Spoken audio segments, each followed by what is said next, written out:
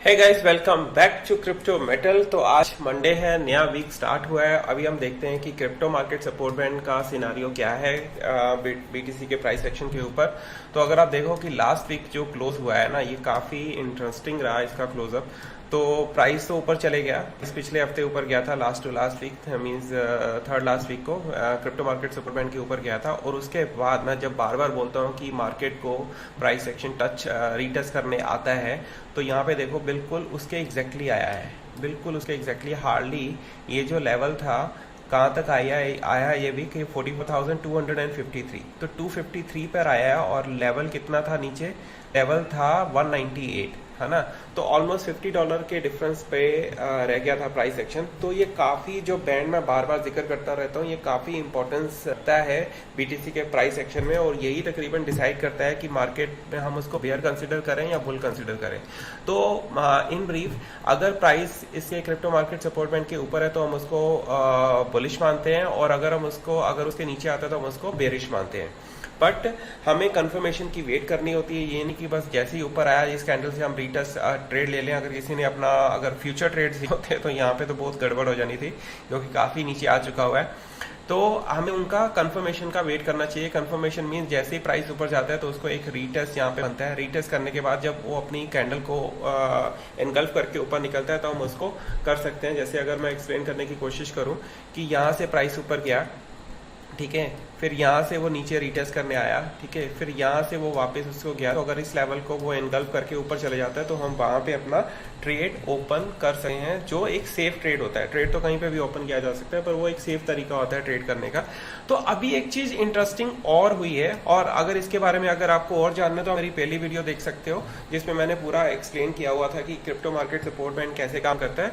अभी ब्रीफ के लिए मैं बता देता हूँ कि क्रिप्टो मार्केट सपोर्ट बैंड में जो ऑरेंज लाइन है वो किसको करती है। वो ऑरेंज लाइन मैंने लगाई हुई है 21 वीक ईएमए, और जो व्हाइट लाइन है वो 20 वीक एसएमए है। तो मेरे केस में जो ऑरेंज है वो आपके केस में होगा ग्रीन, ठीक है। तो orange goes for 21 week EMA और white goes for 20 week SMA, ठीक है। अगर आप इंडिकेटर बनाना चाहते हो तो आप बड़े आराम से इसको क्रिएट कर सकते हो। तो जैसे ही इसका, अब देखो इंटरेस्टिंग बात क्या हुई, यहाँ पे प्राइस इसके ऊपर गया। अब हम क्रॉस ओवर की वेट कर रहे थे, क्योंकि ऑरेंज लाइन अभी भी इसके नीचे थी, जो कि है 21 वीक का ईएमए। तो 21 वीक का ईएमए अब थोड़ा सा ऊपर जा रहा है और इसने क्रॉस ओवर किया है। तो लास्ट टाइम जब क्रॉस ओवर हुआ था तो देखते हैं क्या हुआ, और अगर नीचे जाता है तो क्या होता है। अब देखो यहाँ पे प्राइस ऑरेंज वाला यहाँ से नीचे आया था, और आपको पता ही है क्या हुआ। 6 दिसंबर 2021 को प्राइस ने अच्छा खासा हमें डिप दिखाया, और दिसंबर से लेके अब तक हम डिप में थे ऑलमोस्ट, ये 21 मार्च तक। इसके बाद क्या हुआ था, यहाँ पे प्राइस ने जब ऑरेंज लाइन देखो ये ऊपर था, और ये लास्ट ईयर का टाइम फ्रेम देखो, ये बड़ा इंटरेस्टिंग है ये वाला एरिया। कि ये वाला एरिया वो एरिया है जहाँ पे लोगों को लग रहा था, स्पेशली इस वाले एरिया से, कि प्राइस जाएगा सीधा 75 की तरफ, है ना। तब यहाँ पे प्राइस था 59 के करीब चल रहा था, और लोगों को इतना लग रहा था, ये देखो कितनी बार हुआ। या इस वाली कैंडल को अगर देखोगे तो लोगों को लगा था कि ये निकल गया, 62 था तो आज 69 72 लगा देगा, है ना। बड़े बड़े इन्फ्लुएंसर्स बोल रहे थे कि 75 के बाद हम आके प्रॉफिट बुक करेंगे, 75 से बिल्कुल प्रॉफिट बुक नहीं करना, 75 से नीचे कभी नहीं करना। और ज्यादा से ज्यादा कई लोग कर रहे थे 95। तो लोग बोल रहे थे कि ये तो जी रॉकेट बनने वाला है, ये मून लेवल पे जाने वाला है। बट हो क्या रहा था, यहाँ पे क्या हो रहा था कि ये जो डिफरेंस है ना, इसका जो डिस्टेंस है ये नैरो होता जा रहा था। तो मैं देख रहा था, काफी हद तक देख रहा था कि यहाँ पे आके देखो क्या हुआ, इस पॉइंट पे आके क्या हुआ, इसने उसको इंटरसेक्ट किया और ऑरेंज लाइन उसके नीचे चले गया। अब मैं अगर ड्राइंग्स हटा दूं, आप देख सकते हो कि ऑरेंज लाइन उसके नीचे आ गया। तो ये क्लियर कट इंडिकेशन था कि प्राइस में अभी वो मोमेंटम नहीं रहा, प्राइस अभी कभी भी नीचे आ सकता है। पर फिर भी प्राइस ने क्या किया, हमें 2 कैंडल्स ऐसी दे दी जिससे हमें ब्लफ हो सके, है ना। इसको आप फेकआउट भी बोल सकते हो। तो अब यहाँ पे देखो क्या हुआ, ये कैंडल ने सीधा ही हमें नीचे लाके ढकेल दिया, है ना। और इसके साथ ही मैं डिस्क्लेमर ऐड करना चाहूंगा कि ये जो भी मैं कंटेंट आपके साथ शेयर कर रहा हूँ, ये किसी भी एंगल से फाइनेंशियल एडवाइस नहीं है। अगर आप फाइनेंशियल एडवाइस चाहते हो तो आपको वाकई ही फाइनेंशियल एडवाइजर के पास जाना चाहिए। इस चैनल को आप समझ सकते हो कि मैं एक एंटरटेनमेंट चैनल चला रहा हूँ क्रिप्टो से रिलेटेड, और ये आपको हल्का सा डायरेक्शन दिया जा सकता है। But always do your own research. अगर आप ट्रेड लेना चाहते हो तो अपना रिसर्च आप खुद करो। तो अभी हम देखते हैं कि जैसे ही प्राइस ने ऑरेंज लाइन नीचे आया तो आपको पता लगा कि ऐसे ऐसे हुआ, उसके बाद क्या हुआ, वहां से रिवर्सल हुआ, यहां से जो प्राइस सेक्शन है क्रिप्टो मार्केट सपोर्ट बैंड के ऊपर आया। बट जैसे कि मैं बार बार कहता रहता हूँ रीटेस्ट के बारे में, तो अब देखो क्या हुआ, यहां से प्राइस ऊपर गया, कुछ कैंडल्स आई और यहां पे आके उसने यहाँ पे भी सर्वाइव किया रीटेस्ट, और यहाँ पे भी आके उसको सर्वाइव कर गया। और जैसे ही वो ऊपर गया, उससे पहले क्या हो चुका हुआ था, क्रॉसओवर हो चुका हुआ था जो यहां पे हो रहा है। तो ऑरेंज लाइन ऊपर गया, अब इसका इंपैक्ट क्या हुआ, इंपैक्ट क्या हुआ कि प्राइस, अब दो तीन चीजों का ध्यान रखना कि ऑरेंज लाइन अगर ऊपर जाता है, क्रॉसओवर होता है जैसे कि यहां पे हो रहा है, इसका मतलब ये नहीं कि वो प्राइस उसी दिन से रॉकेट हो गया। अगर आप ध्यान से देखो प्राइस एक्शन हुआ क्या, ऑरेंज यहां पे था तो ये वाली कैंडल पे अगर क्रॉसओवर हुआ है तो उसके बाद प्राइस देखो नीचे आया है। ठीक है, अगर आप इसको परसेंटेज में देखोगे तो कहां तक पता चलेगा, अगर इस कैंडल का भी डिप ले हो तो 17% नीचे आया है। ठीक है, उसके बाद वो ऊपर गया है, तो ये नहीं कि एकदम से हो सकता है, पर अभी का जो डिफरेंस है वो बड़ा बिल्कुल पास पास दिख रहा है, तो अभी वो गुंजाइश नहीं है 17% का, वो उतना डिस्टेंस ही नहीं बचा। तो अगर हम इसको कैलकुलेट करें तो यहाँ पे अगर प्राइस है तो यहाँ पे जो लास्ट हमें प्राइस को डिफाइन करना है वो हार्डली 5% के करीब बैठा है। और आने वाले टाइम में ये प्राइस यहाँ पे ये वाला जो एक्शन है ना, ये ऐसे ही मूव करने वाला है। अगर इसको देखें तो ये जो लाइंस है ना, ये ऐसे जाने वाली हैं, ये ज्यादा से ज्यादा ये ऐसे करके जाएगा कि ये ज्यादा नीचे आने वाला नहीं है। उसका कारण है कि अगर 20 वीक को अगर हम कैलकुलेट करते हैं, क्योंकि ये अगर जो ईएमएस लगी हुई है 21 एंड 20 वीक का लगा हुआ है, तो अगर यहां से अगर हम इसको 20 वीक तक लेके जाते हैं तो कितना हुआ, ये देखो 17 हुआ, और ये है 19 बार्स, और ये है आपकी 20 बार्स, है ना। तो मींस आने वाले 2 वीक के बाद क्या होगा, क्योंकि अगर ध्यान दो यही 2 कैंडल थी जिसमें काफी सारा प्राइस एकदम से नीचे आया था।